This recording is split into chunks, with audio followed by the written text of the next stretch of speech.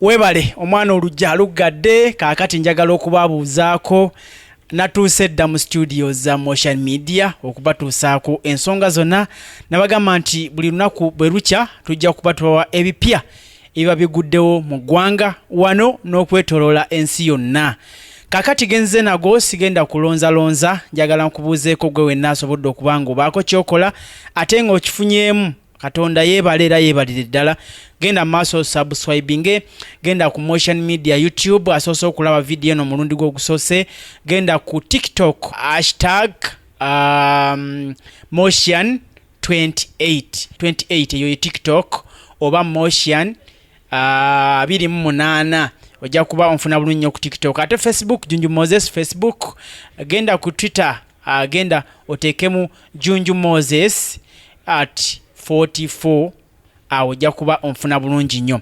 Kale genze nago lwaleero malungi nnyo naddala eri abalwanirizi b'eddembe ly'obuntu okuva mu ofisi ya DPP oba ofisi ya Ssaabawi wa gavumenti ow'emisango gya gavumenti. Olwaleero munnange mukijjukira bulungi nnyo nti waliwo omukyala eyattibwa ng'ono yali muwolereza wa gavumenti mu misango gy'eba ewaabye.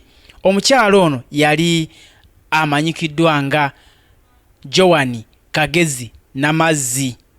Yattibwa ng'ennaku z'omwezi 30 omwezi ogwokusatu omwaka 2015. Ono yattibwa mu bitundu eby'ekiwaatule.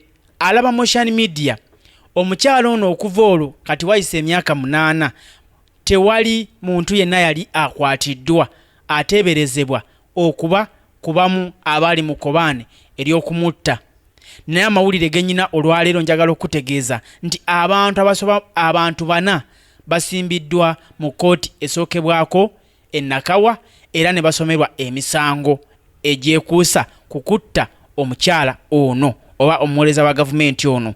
Abasimbiddwa mu kkooti enkya ya leero kitegeezeddwa nti poliisi yaakuna enoonyereza ku buzi bw'emisango n'ebibinja bya poliisi ebitali bimu era abanoonyereza mu misango egitali gimu babadde basula tebeebase. Mujjukira oba okujjukira ebirungi enjolo omugenzi ono be yakola Joan Kagezi okusembyeyo ennaku z'omwezi 3 omwezi ogwokusatu omwaka guno 2023 Speaker oti Munyonyo. Jeno yewe Kaguta Museveni era yali omugenyi omukulu yategeeza nti kebubeddi bajja kuwenja abantu abatta Joan Kagezi babakwate era bavunaanibwe. So in the case of Kagezi, first we have punished ADF because these fellows who killed her were from ADF. And you know what we have done with ADF. And we are not yet finished. We are really living abroad. But I think that does not stop us from exposing them, whatever the complications. Kakano amawulire genkutegeeza kyandibanga abakulembeddemu okunoonyereza kuno n'okukwata abantu bano bayinza okufuna oba ettooke oba lumonde okuva eri Joan Yoweri Kaguta Museveni, President wa Uganda. Abakwatiddwa bano basimbiddwa mu maaso g'omulamuzi wa kkooti esookerwako Nakawa bamuyita Erias Kakooza. Bano basomeddwa emisango 2 okuli okutta Joan Kagezi Namazzi saako n'okuba oba okuba abatujju.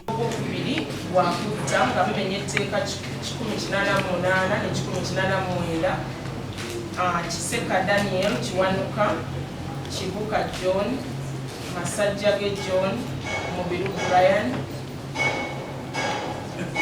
Nasur Abdullah n'abalala bakyanoonyezebwa. Kigambibwa nti ennaku z'omwezi 3 omwezi ogwokusatu omwaka 2025 nga muli Kiwatule mu Nakawa Division mu Kampala District nga mulina ekigendererwa oba nga mulina nga mukozesa ettima mwatta Assistant Director of Public Prosecution Joan Namazzi Kagezi.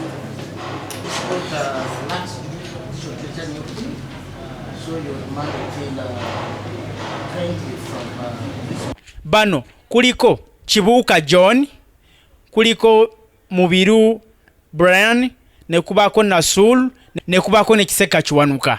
Kaakati bano olw'okuba nti kkooti eno teyina buyinza okusinza ku nsengeka za kkooti n'emisango gye girina okukolako, omulamuzi bano abategeeza olubasomedde emisango gino tebalina yadde obuyinza tebakkirizibwa yadde okuwuuna ku bisomeddwa mu kkooti eno oba ku misango gino egibagguddwako era n'abasindiika mu nkomyo beebakeyo okutuusa ng'ennaku z'omwe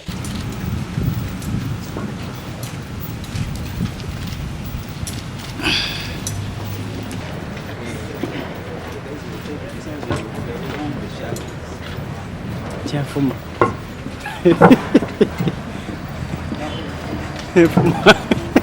n'abasindika mu nkomyo beebakeyo okutuusa ng'ennaku z'omwezi 20 omwezi oguno gwennyini ogw'11 bakomewo mu kkooti oludda oluwaabi lulambike oba bamaze okunoonyereza. Ku bakwatiddwa kizuuliddwa nti kuliko ababadde bali mu kkomera, alaba mu social media nti babadde bali mu kkomera nti naye ng'emisango gino bateberezebwa kubanga baagizza dda era abamu basingisibwa n'emisango bali kigo n'ekitali. Mu kwogerako n'amyuka akwanaganya ensonga z'ebyamawulire okuva mu ofesi ya Ssababbi wa gavumenti eyali Nakimbugwe agambye okunoonyereza ku misango gino kwaggwa dda era gigenda kutandika okuba nga giwulirizibwa. Muwulidde basomye abantu bana ne bagamba mbu bakyali ku kireerezi badduka ne kati bano bwe tulina obujulizi bwavudde nga bulaga ddala nabo beenyigira mu kikolwa kino era tujja kuba tubalaga nga bwe tugenda mu maaso ddala buli kinoomu yakola kinaki. So tubeere bagumiikiriza tujja kuba tuwuliriza mu kkooti olunaku lwenetwa okubeera nga tujja okuwozesa abasibe betukutte. Kitegeeza okunoonyereza kwaggwa dda. Okunoonyereza era bwe tutuukidde okubaleeta mu kkooti okunoonyereza kubadde kugenda mu maaso lwakuba kubadde nga tekuli mu lujjudde naye nga abasirikale babadde bafuba nnyo okulaba nga bafuna abantu bano bwe basuubira nti beenyigira mu kikolwa kino era tusuubira nti bwe tuvuddeyo kati okubeera nga tubalese mu kkooti obujulizi tulina obumala era tuli beetegefu okubeera nga tugenda mu maaso n'okuyiga emisango gino. Ono ategeezezza nti basanyufu nnyo nnyini ddala bya nsusso okuba nti bano bakwatiddwa. Ategeezezza nti omusango guno bagenda gugoberera era bagenda kukolera wamu. Atuwuliriza era ndaba ku social media kkooti eno ebadde ejjuddemu abafamire b'omugenzi Joan Kagezi n'abawaabi ba gavumenti abasoba mu 30. Agambye nti bakola ekisoboka okulaba nga famire n'eggwanga lyonna lifuna obwenkanya mu musango guno. Tuwagire omusango guno kubanga gwali gutukwatako okufinga abawaabi ba office of the DPP. Leero baleese abantu bana ng'abantu abo bana be baleese tubaguddeko emisango egy'obutujju n'okwenyigira mu kutta omukufe Joan Kagezi. Era tusuubira nti bagenda bakomyawo nga 2 tubeere nga tuba komiti nga tutuyita okumitinga mu kkooti enkulu gye bana baba bawozesa era tujja kuleeta obujulizi obulaga nti ddala bano be tukutte tulina essuubi nti ddala be bakola ekikolwa kino.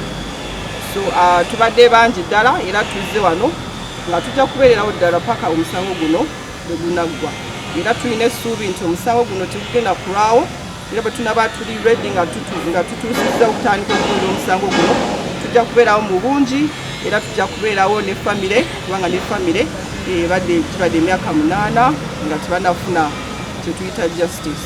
Nkimanyi oyinza okuba weebuuza ekibuuzo mu musango guno nti ate omuntu ali mu kkomera ayinza atya okuba ngazza omusango. Ntuukiridde munnamateeka omukenkufu ye Luyimbazi Nalukoola ne mubuuza ku nsonga eno aŋŋambye nti omuntu yenna nti asobola okuggulwako omusango nti singa omusango ogwo ekiseera we kyaddizibwa yali akyali wabweru era bw'ati bwannyonnyonnyodde.